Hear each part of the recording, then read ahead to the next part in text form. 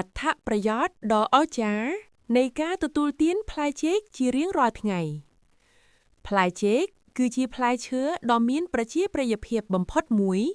នៅក្នុងប្រទេសកម្ពុជាព្រោះវាមានតម្លៃសមរម្យងាយស្រួលរកទិញនិងមានរសជាតិឆ្ងាញ់លើពីនេះចេកគឺជាអាហារថាមពលដែលសម្បូរទៅដោយវីតាមីននិងជាតិរ៉ែសំខាន់ៗខាងក្រោមនេះជាមូលហេតុដែលអ្នកគួរញ៉ាំចេកយ៉ាងហោចណាស់1ទៅ2ផ្លែក្នុងមួយថ្ងៃ1បង្កើនថាមពលភ្លាម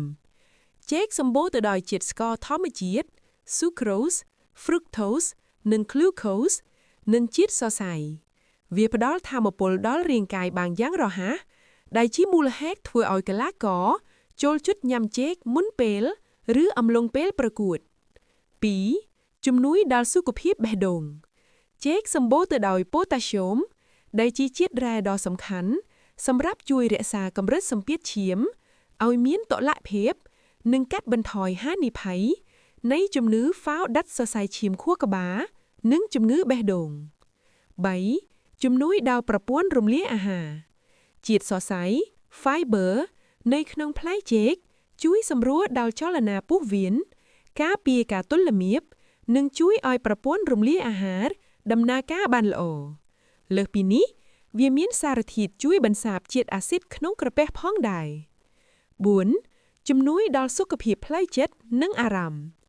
ចេកមានផ្ទុកសារធាតុ Tryptophan ដែលរាងកាយបំលែងទៅជា Serotonin ដែលជាអរម៉ូនរីករាយការញ៉ាំចេកជួយឲ្យអារម្មណ៍ធូរស្រាលកាត់បន្ថយភាពតានតឹង Stress និងជួយឲ្យគេងលក់ស្រួល6ជំនួយដល់ការចងចាំនិងខួរក្បាលជាតិប៉ូតាស្យូមខ្ពស់នៅក្នុងចេកជួយបង្កើនការយកចិត្តទុកដាក់និងសមត្ថភាពនៃការចងចាំធ្វើឲ្យខួរក្បាលមានភាពរហ័សរហួនក្នុងការរៀនសូត្រនិងធ្វើការងារ6ល្អសម្រាប់អ្នកចង់សម្រកទម្ងន់ទោះបីជាវាមានជាតិស្ករប៉ុន្តែចេកមានកាឡូរីទាបនិងធ្វើឲ្យអ្នកមានអារម្មណ៍ថាឆ្អែតបានយូរការញ៉ាំចេកជាអាហារសម្រានជួយកាត់បន្ថយការចង់ញ៉ាំអាហារផ្អែមផ្សេងទៀតដែលមិនល្អចំពោះសុខភាពបញ្ជាក់ទោះបីជាចេកល្អយ៉ាងណាក៏ដោយ